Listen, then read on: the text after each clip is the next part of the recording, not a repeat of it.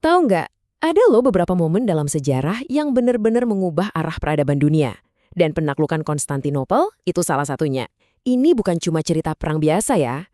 Ini tuh kisah soal ramalan kuno, soal sultan muda yang super ambisius, dan soal gimana keyakinan sama inovasi bisa loh meruntuhkan tembok yang paling kokoh sekalipun. Yuk kita bongkar kisah epik Muhammad Al-Fatih. Nah, ramalan ini bukan sekedar kata-kata biasa. Bagi dunia Islam saat itu, ini tuh kayak janji suci yang udah bergema selama ratusan tahun. Jadi, menaklukkan Konstantinopel itu bukan cuma soal menang perang, tapi soal memenuhi takdir yang udah lama ditunggu-tunggu. Dan buat seorang pangeran muda, ramalan ini bukan lagi dongeng, tapi udah jadi peta jalan hidupnya. Oke, sekarang kita ngomongin hadiah utamanya, Konstantinopel.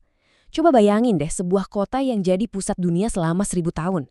Kota ini tuh ibarat permata bagi Kekaisaran Bizantium, tempat ketemunya peradaban timur dan barat, sekaligus benteng terkuat bagi dunia Kristen. Siapapun yang bisa menaklukkannya, sama aja kayak memegang kunci peradaban dunia. Nah, ini dia pertanyaan besarnya. Pertanyaan yang bikin frustrasi para kaisar dan sultan selama berabad-abad. Puluhan kali pengepungan selalu gagal. Kekaisaran datang dan pergi, tapi tembok Konstantinopel ya tetap berdiri kokoh. Sebenarnya apa sih rahasia di balik pertahanan legendaris ini? Pertahanannya itu, wah gila banget, hampir sempurna.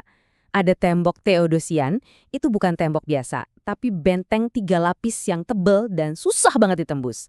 Terus, ada rantai raksasa yang nutup akses ke pelabuhan utamanya, Teluk Tanduk Emas, belum lagi lokasinya yang strategis di semenanjung, jadi terlindung oleh air dari 3 sisi. Ini bukan sekedar kota, ini tuh benteng terkuat di dunia pada masanya. Nah, untuk menaklukkan sesuatu yang mustahil, ya butuh orang yang luar biasa juga kan? Disinilah pahlawan kita muncul, seorang sultan muda yang visinya bakal mengubah dunia, Sultan Muhammad II. Bayangin, dari kecil, hidupnya itu udah kayak disetting buat satu tujuan ini. Semua pelajaran sejarahnya, semua latihan militernya, itu semua persiapan untuk menaklukkan kota ini. Dia nggak cuma mau ngulangin cara-cara lama yang gagal, dia justru mempelajari setiap kegagalan pendahulunya, nyari celah, dan ngerancang pendekatan baru yang ngegabungin keyakinan dengan inovasi yang radikal banget. Nah, ini yang bikin dia beda banget. Kalau para pendahulunya cuma ngandelin kekuatan kasar, Muhammad punya 3 senjata rahasia. Keyakinan yang nggak tergoyahkan pada ramalan itu, strategi militer yang jenius, dan yang paling penting, teknologi yang bakal mengubah aturan main peperangan selamanya. Nah, disinilah kejeniusan Muhammad benar-benar kelihatan. Dia sadar betul untuk menghancurkan tembok dari masa lalu, dia butuh senjata dari masa depan. Dan dia bertekad untuk membangunnya sendiri. Mesin pengepungan itu kan udah ada dari dulu ya. Tapi Muhammad nggak mau yang biasa-biasa aja. Dia mau sesuatu yang monster. Artileri dengan skala dan kekuatan yang belum pernah ada di dunia sebelumnya. Makanya, dia ngumpulin insinyur-insinyur terbaik, nggak peduli dari mana asalnya. Hasilnya, senjata super di masanya, meriam raksasa yang panjangnya hampir 9 meter. Meriam ini bisa nembakin bola batu seberat 0,5 ton. Meriam-meriam inilah yang nantinya bakal menghantam tembok The Theodosian siang dan malam, pelan-pelan meretakkan pertahanan yang udah berdiri kokoh selama 1000 tahun. Tapi, mungkin manuver paling kerennya bukan soal kekuatan, tapi soal kecerdikannya yang luar biasa. Waktu rantai besar itu ngehalangin armadanya masuk ke pelabuhan utama, Muhammad ngelakuin hal yang nggak kepikiran sama sekali. Dia nyuruh pasukannya buat narik 70 kapalnya lewat darat, naik ke atas bukit, terus diluncurin lagi ke air di sisi lain rantai. Bayangin paginya para prajurit Bizantium bangun, terus kaget setengah mati lihat angkatan laut musuh tiba-tiba udah ada di dalam pelabuhan mereka yang katanya aman. Ini pukulan psikologis yang telak banget. Dengan kapal-kapal yang udah ada di dalam pelabuhan dan meriam-meriam raksasa yang nggak berhenti ngebombardir tembok, panggung buat serangan terakhir udah siap.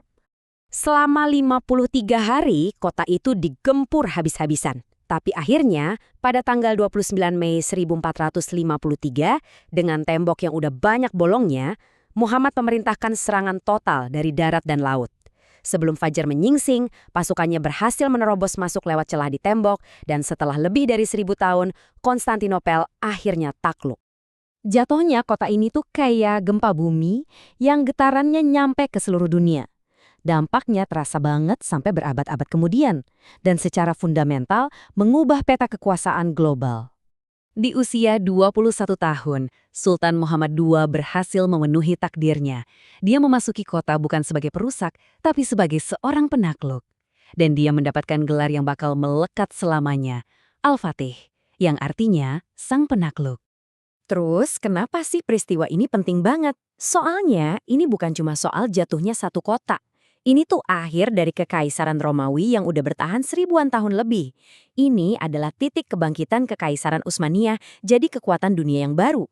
Bahkan, banyak sejarawan yang bilang momen inilah akhir dari abad pertengahan yang membuka jalan ke era Renaissance dan penjelajahan dunia.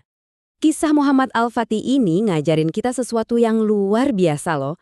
Ini bukti nyata bahwa tembok terkuat sekalipun bisa runtuh di hadapan visi, inovasi, dan keyakinan yang kuat. Ini adalah kisah tentang bagaimana seorang pemimpin gak cuma menaklukkan sebuah kota, tapi juga memenuhi sebuah ramalan kuno, dan dalam prosesnya benar-benar menggambar ulang peta dunia untuk selamanya.